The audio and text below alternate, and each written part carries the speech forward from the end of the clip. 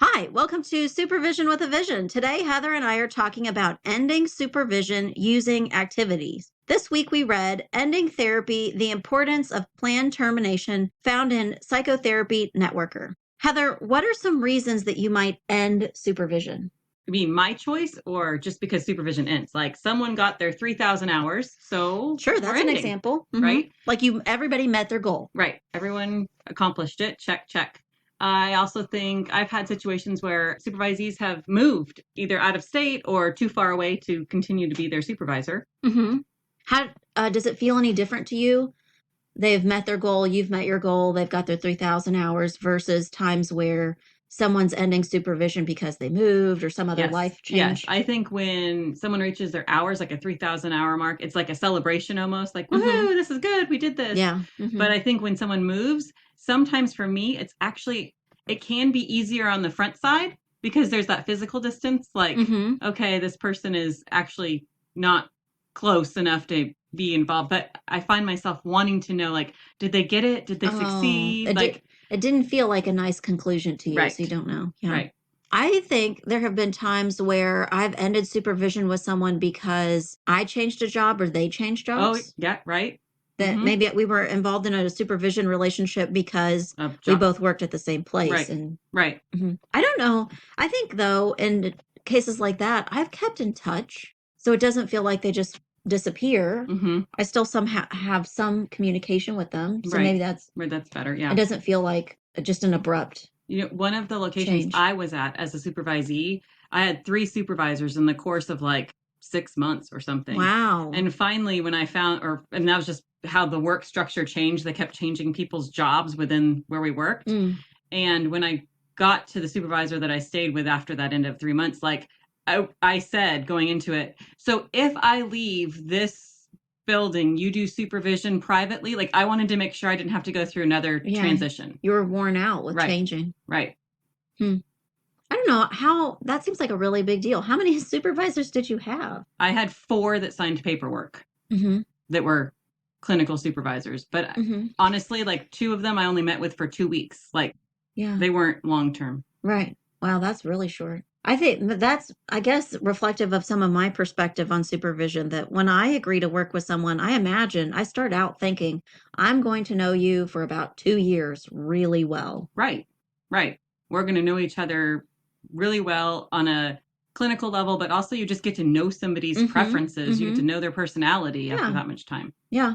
I don't know why I hadn't thought of it that way, exactly like that, because I have in the recent months appreciated that not all supervisees enter supervision with that perspective. True. That not having been in supervision like that before, they are maybe not anticipating this is a 2 year commitment I'm making right now. Right, I'm going to know you for about 2 years pretty well. right.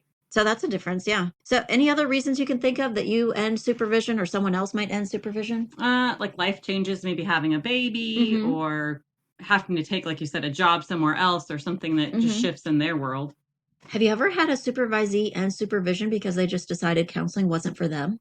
I have not had them decide that. No.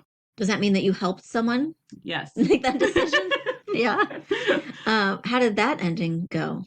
It was difficult Mm-hmm. because I think when you spend the time going to grad school and you spend the time, Time and money and right, energy. pursuing Mm-hmm. that, and then you get into the actual practice of, Mm-hmm. and this is probably a whole different side topic, but this person had done the bulk of their education online, which I Mm-hmm. know in pandemic times is more the norm, Mm-hmm. but they didn't have very much like actual counseling time when they came to me, and they were really Mm. struggling with the actual sitting in the room with a person. Oh man, that's tough. So I think that was part of like the shift for them was like, yes, I found the psychology of it all very interesting, but Mm-hmm. actually doing counseling is not what I want to do. Mm-hmm. Well, I mean, I think it sounds like the two of you reached that decision together. Yeah, with Mm. maybe a little nudge. Yeah. Heather, what are some activities that you might use based on or depending on the reason that supervision is ending? So if supervision's ending and it's because they've reached their hours, Mm-hmm. whether the whole time was with me or just that I happen to be the last supervisor they have at that ending moment, Mm-hmm.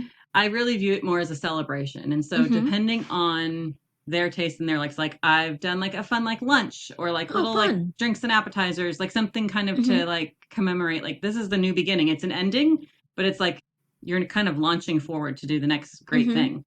So I see it as a celebration, then I'm much more likely to like do something, I don't know, festive. But I've also tried to do things a little bit like if someone's having like a life change, they're having a baby and they're taking a break for a while or something like that. I just kind of like to leave the door open. Like, yeah. I was going to say that. I think that's kind of in line with what I do sometimes. And I don't know if I would call it an activity, what I'm doing. I start to help them to see themselves as consultants. Yes. And professional, like within a professional cohort and not supervisor. Right. And so I talk to them about how do they create a system of consultation for themselves? Who do they know already? When are they going to call me and say and ask me a question? When might I call them and ask them a question? Right. So I kind of start to lay that foundation for the idea that this is ongoing. You don't just stop any form of consultation because the state no longer requires you to keep records, but it's that important. We're now peers. We're now more like peers. One activity that I use, and I think this could be used regardless of the reason that you're ending supervision. I like to use the 3 animals activity. Do you know that one? When you pick your animal, like what parts of, if you were 3 different animals? So you have them, and you could do this with a client or a supervisee. You ask them to, and I think typically 3 animals are used, but I don't ever do animals because I think it gets redundant. But you ask them to draw a picture of an animal, the first one that pops into their head. And I then, for the sake of different learning styles, also ask them to use 1 or 2 words to describe the animal that they drew. So let's say somebody drew a penguin, and you might say a penguin is cute and fast and strong. Okay. And so then, because I think the 3 animals gets a little redundant, after having drawn the first animal and written a few words to describe that animal, rather than asking them to draw a second animal and a third animal, I might ask them to draw a pair of shoes. Ah, okay. And so draw a pair of shoes, use 2 or 3 words to describe how you would describe the, descriptive words of that pair of shoes. And then the third thing is a different category, like a car. Just kind of based on their personality, something that you might have picked up on. So, but still, that's something that you could project a lot of themes onto. I like it. So then what you do with those 3, whatever they are, animals, shoes, and bugs, or I don't know, whatever, is that you process the meaning of those 3 things that they drew and use some descriptive words for. And the first one is representative of how you think that other people see you. Right. And then the second one is reflective of how you want other people to see you. And the last one is reflective of how, like, what you really think of yourself. Right. Self dialogue. Very cool. I like that in thinking and getting them to think in terms of them as a counselor. So what is it that you want other people to see you as when they think of you as a counselor? Well, if we did penguin, I think I said cute, strong, and fast or something. So then you think, okay, do I need to be a cute counselor? Do I need to be a fast counselor? Do I need to be a strong counselor? Maybe those are characteristics that you think, yeah, I kind of do. I don't know if cute might not be the exact word. You can kind of tweak it a little bit and say, well, I want to be likable. Right. Or I want to be perceived as personable. Right. Or well put together, or I mean, any of those things could kind of fall into the category. So helping them to think about themselves as a counselor is something I've done in the past. Heather, how do you process an ending of supervision?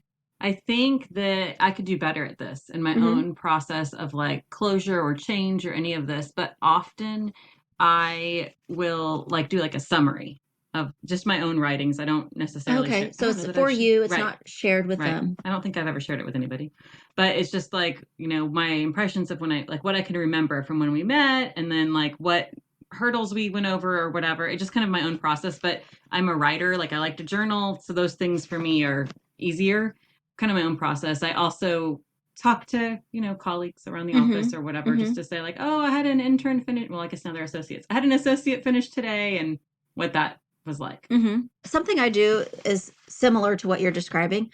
I will, and sometimes it's just for me. Sometimes it's something I share. I will, and sometimes I do it during the course of supervision, but then it's a chance to look back and reflect on what I've written. I will sometimes write a haiku for my supervisor. because I sometimes don't give it to them. Right. But it's about focused them. on Right. the supervisee, and I maybe probably title it their name. Mm-hmm. I can think one time, maybe it's been 2 years ago, I had a group of supervisees that I wrapped up with all at the same time, 4 of them. And through the course of knowing them, I'd written a poem about each one of them. Mm-hmm. And so we, as a group, oh, I've forgotten that as a group, I asked them to gift each other something. Right. So don't go buy, and I was specific because they Right. were all not in a place where they could spend a lot of money. Do not go buy Right. things for each other, Mm-hmm. but symbolically give each other something. And I think somebody drew a picture, somebody, they Mm-hmm. each used their Right. skills or talents to do that. And so I gave them each their poem, and I thought that might not work with every single supervisee Right. because, not I everyone like it. would have like a Uh-huh. really great uplifting poem. Some of Mhm. them would have not so Right. uplifting poems. But I think it helps me to think about their process and our process together. Mm-hmm. And it can sometimes feel like gifting them something. Right. I Mhm. think that's awesome. And it's very vulnerable. So I like it because it brings growth Mm-hmm. for you, but also for them.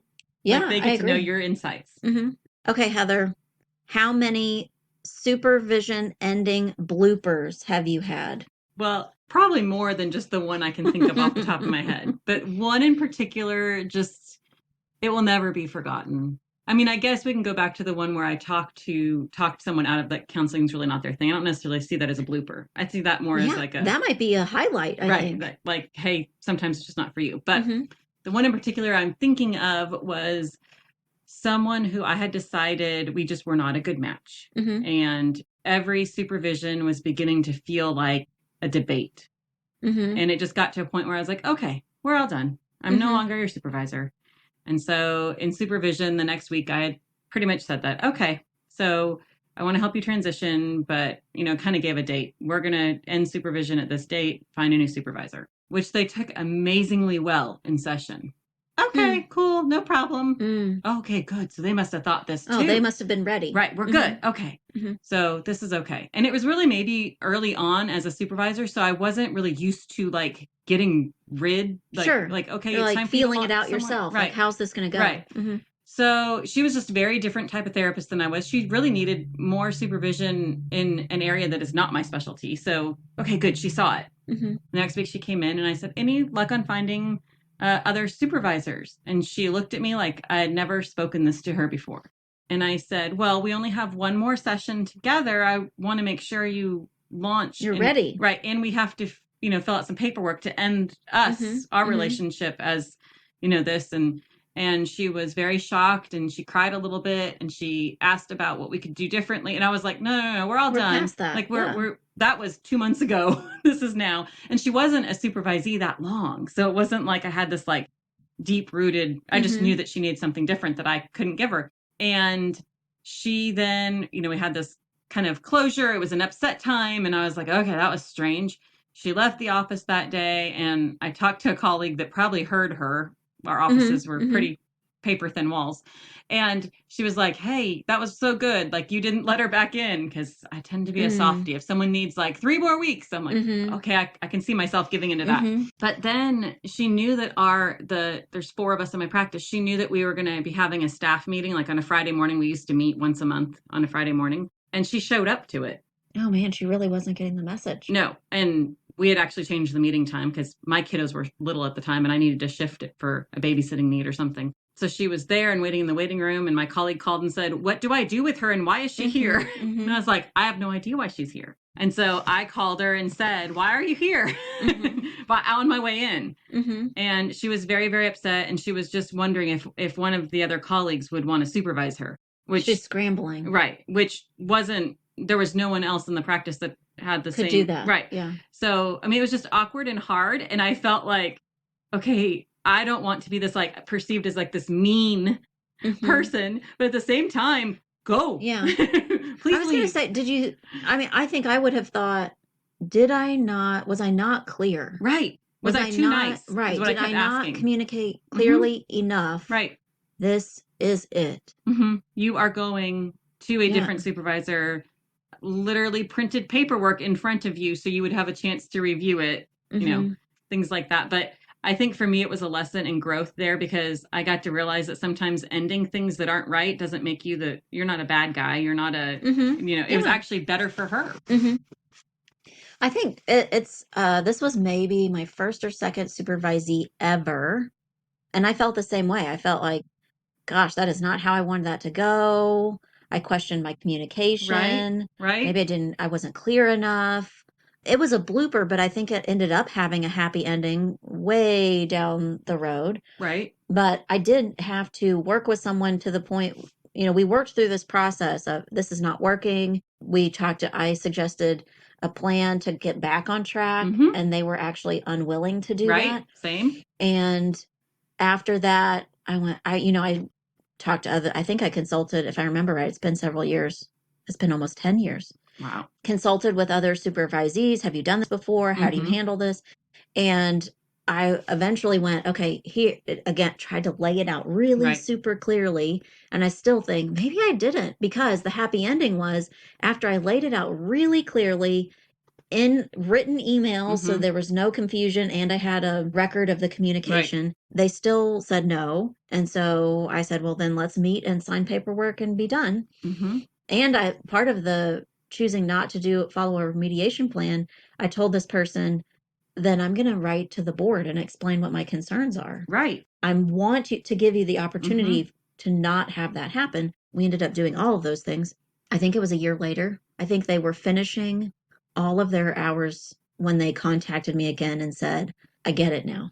Ah, okay. I get what you were saying. I understand. I was upset, but I now see what you were trying to explain to me. And I'm sorry it happened that way. I'm like, Wow. That's great. whoa. Right. But man, it didn't feel It felt good when like it a was blooper in the happening. moment. Right.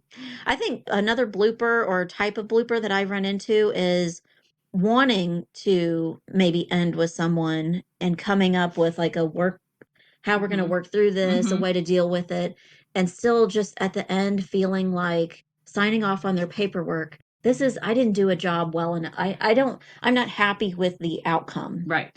And They met their goal, right. but did they become a better counselor in the last year and a half, 2 years? Right. I don't know. So that feels sometimes like a blooper to me. Like Mm-hmm. I just launched this little counselor that isn't quite ready Right. or doesn't quite understand. Right. Or still just has so much to grow from. Like there's just Yeah. Would you consider that a blooper? I don't know if I consider that a blooper or more of just a like sometimes that's just part of our job as supervisors. Not everyone, personalities are different. And so Yeah. I've had supervisees that are just gung ho from the beginning and they get their hours done in 2 years and it's just like they are go. And then I have others that for whatever reason, life circumstances or whatever, they're very happy with 3 to 5 clients a week. And that's a slow process. And so I think at some point, usually with those ones that are taking longer for me, is they need more hand holding, they need more coaching, they need more just experience, really. Because if you're only seeing those 3 to 5 clients each week, your experience is almost like, okay, when those clients are done, then what did you learn? Like, and then when those clients, it doesn't build.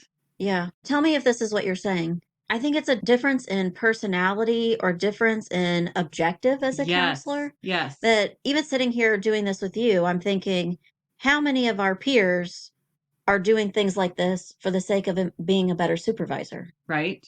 And our audience. Right. Hi, audience. Right. How many supervisors or counselors are listening to supervision podcasts in their spare time for the sake of wanting to learn and be better and think and explore? I mean, I'd love all of them to be, but I realistically, there's a lot of counselors out there. Right. That's not how they do it. It's not their thing. Right. And a lot of people go into supervision, do the certification for it, and then don't really use it.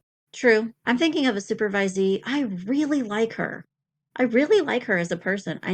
And it's been a lot of years now since she was a supervisee. She's just not that great a counselor. And I think that was frustrating and hard for me at the time. And maybe still, I don't know. Maybe it's still a little bit. Well, I think because we put time and stock into the efforts that we're, putting out there. And so we want it to be something that's like, we did this great, beautiful thing, launch. Yeah. And then when it doesn't go that way, it's like, oh. Thinking about her now, she was hungry for it too. She read things. She would come to me and say, have you seen this book? I just, someone recommended it. And she really was interested in trying. wanting to learn, and she's just has a hard time being a counselor. Right. So I think that was maybe a disappointment and not a blooper. Right. Or I can go, yeah, yeah. that's more disappointing than an Mhm. actual whoops. Yeah.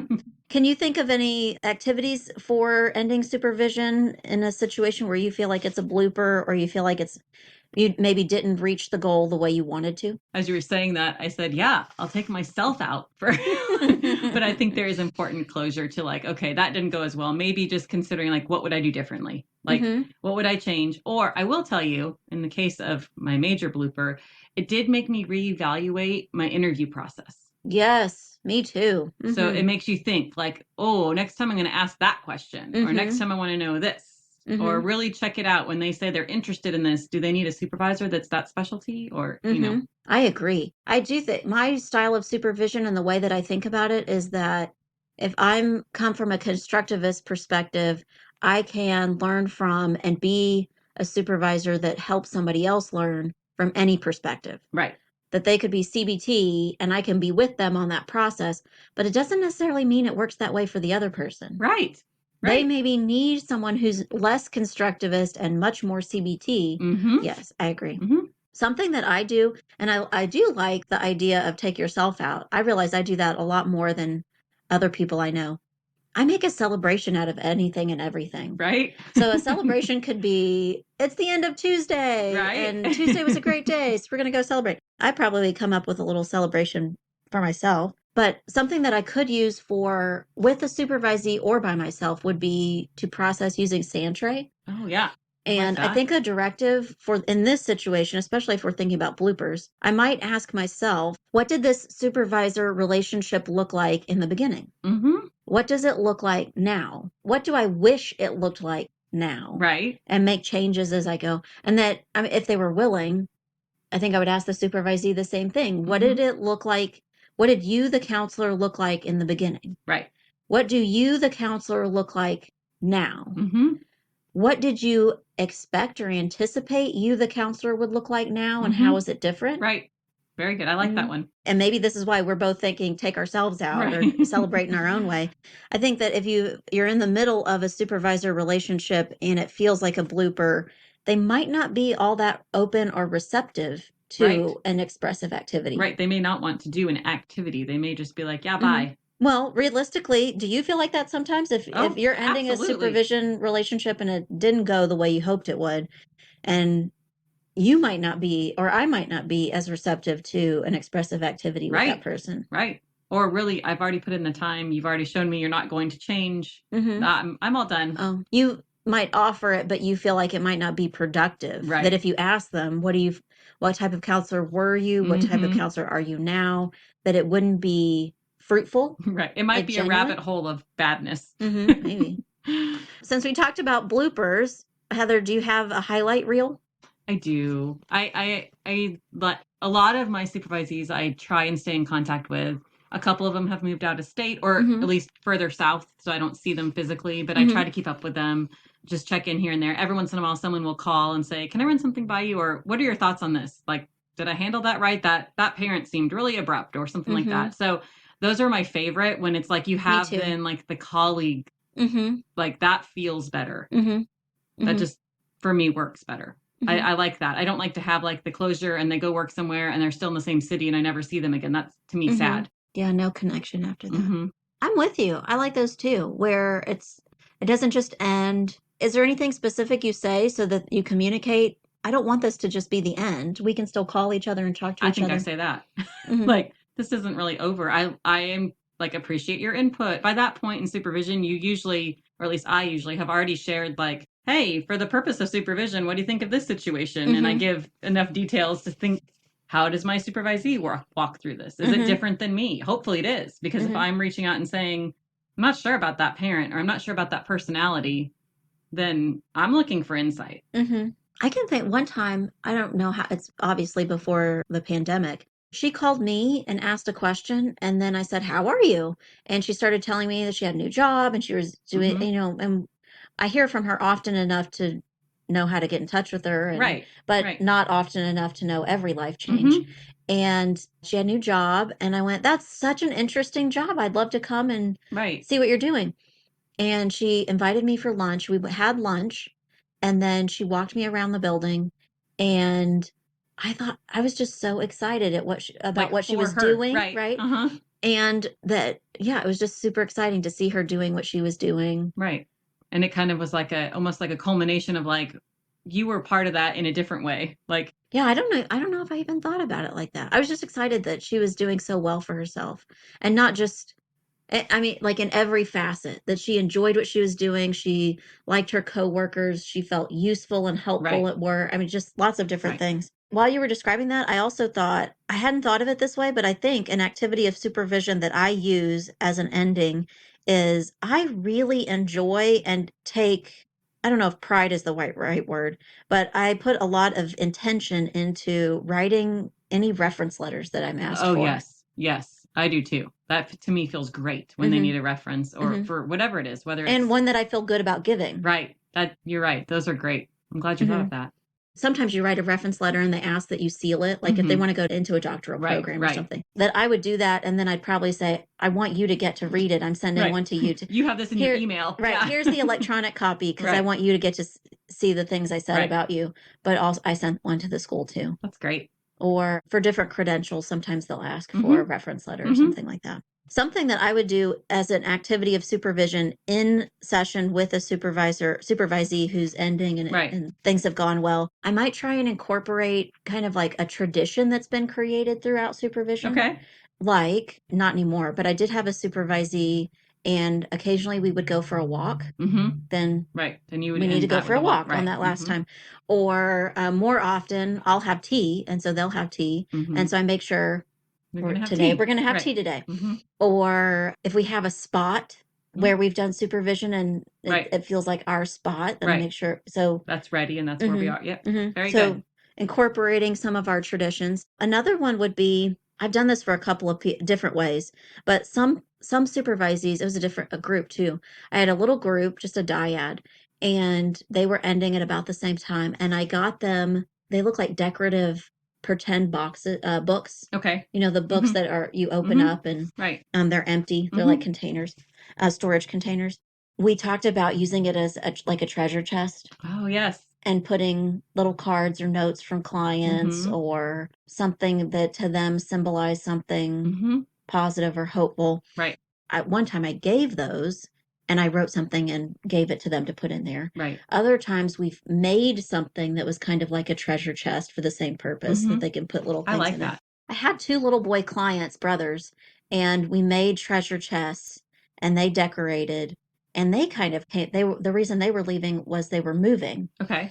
And so they made theirs, and we talked about like less literal things that they could put in there, Hmm. like feeling strong, Hmm. feeling smart. Right. And they did. They liked that idea, and they contributed to that idea, but they also said, "Can we make this our Texas memory box?" Very fun. And they Okay. wanted to put like their State Fair of Texas Hmm. Right. ticket stubs in That's a there, good idea too. little things like that. I think like a sticker from their elementary school or Hmm. something. So Hmm. things that they remembered as part of that Right. process for them. Right. So today we talked about ending supervision, different ways that we might end, or reasons we might end supervision, and activities that pair well with ending supervision, sometimes on a happy note and sometimes on a less Right. happy note. Thanks for listening to Supervision with a Vision.